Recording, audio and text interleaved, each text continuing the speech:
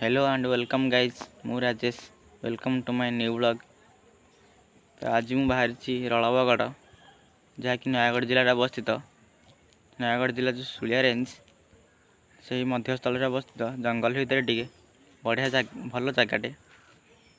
प्राकृतिक परिवेश भल जगह समस्ते बाहरी गले जावाई मु एकुटिया अच्छी घरे भाई अपेक्षा कर बाहर। तो भावुँ आउ डेरी न करी चलतु जा से जगह देखी।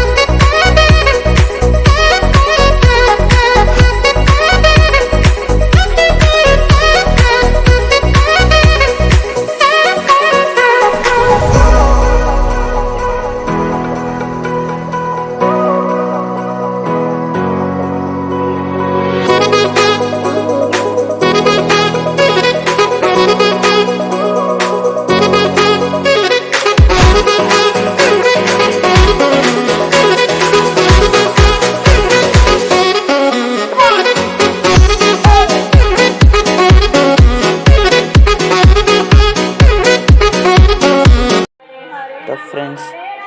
फाइनाली आम आसिक पहुँची जाइए से स्थान जार ना कि रलबगड़ कहते आपण मानक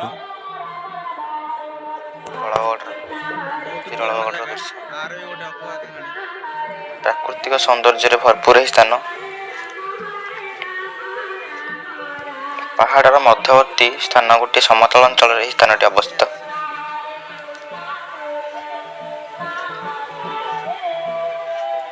रलबगड़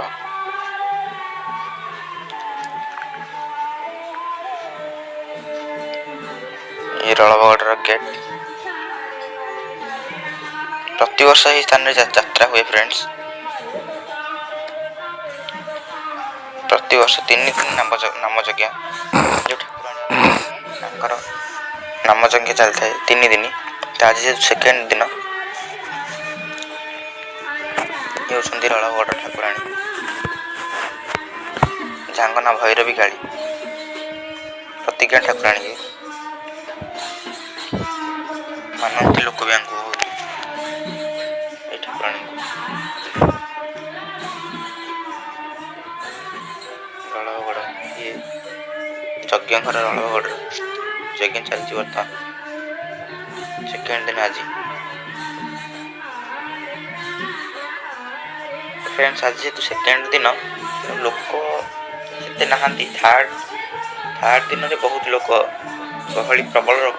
प्रत्येक स्थान लोक आसती दर्शन करने माँ को बहुत स्टॉल भी पड़ी था ये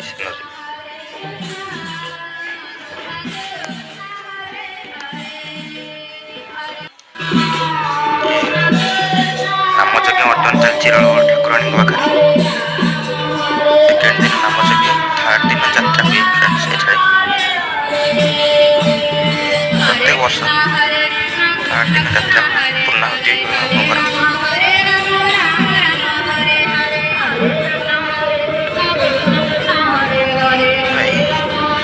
प्रसाद सेवन भी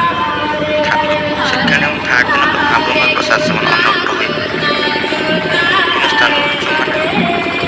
जो मैंने प्रसाद सेवन कर स्थान बहुत पुराना स्थान ब्रिटिश अधीन जो भारत था से स्थान अच्छी ठाकुराणी भी अच्छा। तो हेते किसी माने है नथिला उन्नति स्थान रे तो गाँ लोक माने किछि महाप्रभु स्वप्ने थे गाँ लोक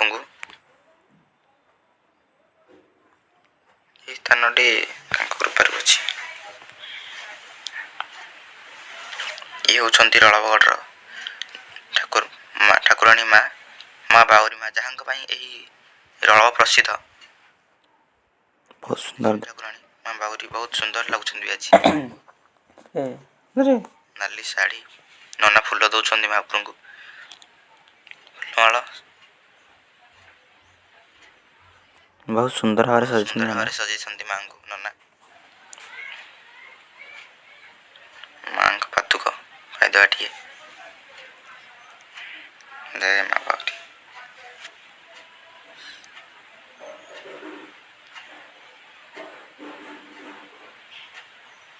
पातुकटी बहुत टेस्टी लगुच मांगर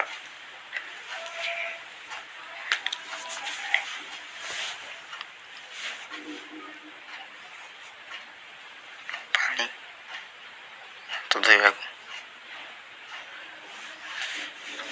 फ्रेंड्स मंदिर बर्तमान मंदिर चली या स्थान तो गछमूले प्रथम महाप्रभु थे मंदिर करा आरंभ हो किसी दाता माने दौरान भी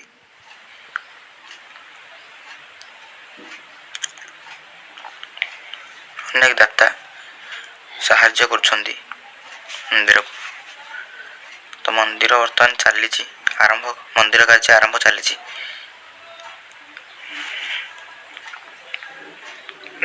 आम बर्तमान जाऊँ से ही रलबगढ़ आ गोटे स्थान कबाट पत्थर पत्थर कबाट एमती कौन सी लोक ना रलबगढ़ को आसिकी पत्थर कबाट को देखी जाई ना कबाट पत्थर पत्थरटा कबाट सदृश्य कबाट भाया पत्थरटा आगे जाम गाँव पिला माने तो आम जाऊँ सांगे जामर भाई माने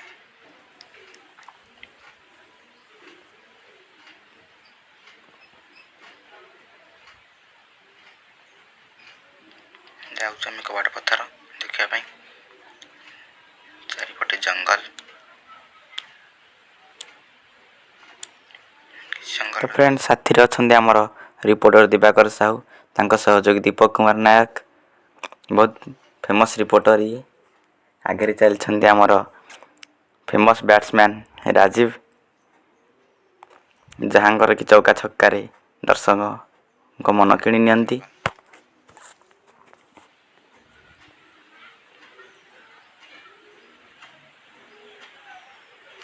जेहेतु जंगल मझे स्थान अवस्थित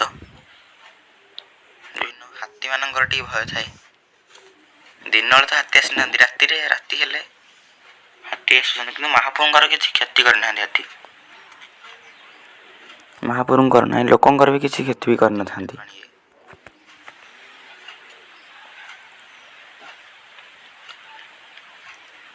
बहुत पुराना कथा ये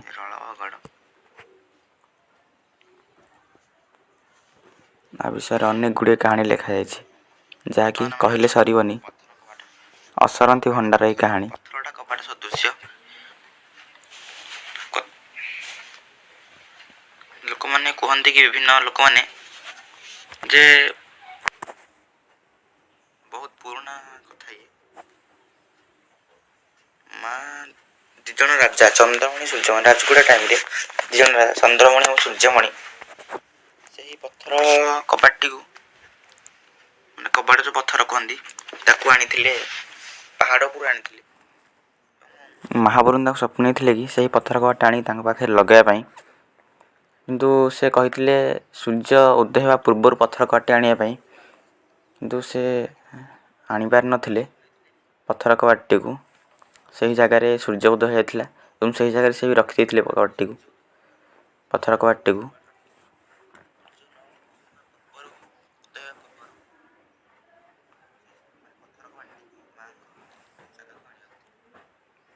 चलते देखिए पत्थर कबाट ये हूँ फ्रेंड्स देखु पत्थर कबाट बहुत लोक आछन ये हूँ पत्थर कबाट कबाट पत्थर जहाँ कहते कबाट पत्थर पत्थर भाया कबाट भाया पत्थरटा सॉरी कबाट भाया पत्थरटा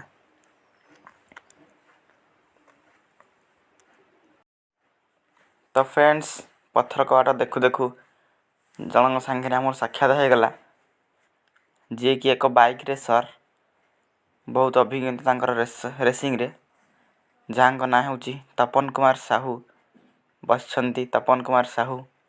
तांको साथी रे छंती संग्राम नायक मिस्टर संग्राम नायक।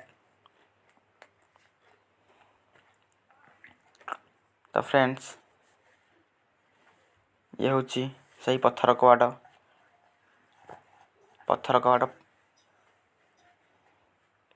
पाखे बही जाइए आ गोटे एक झरणा गोटे छोटिया झरणा कुड़ू कुड़ ही बही जाऊँगी छोटिया झरणा जहाँकि मन को बहुत आनंदित लगुच सार कुलकुल नाद शुणिकी। तो ये हूँ रलवगढ़ प्राकृतिक सौंदर्य। फ्रेंड्स बेसी किसी कहबिनी कहले भी सरबनी असरंती भंडारी एतिक रखुची ब्लॉग पुणी देखा नेक्स्ट ब्लॉग रे। जय जगन्नाथ जय माँ बाउरी।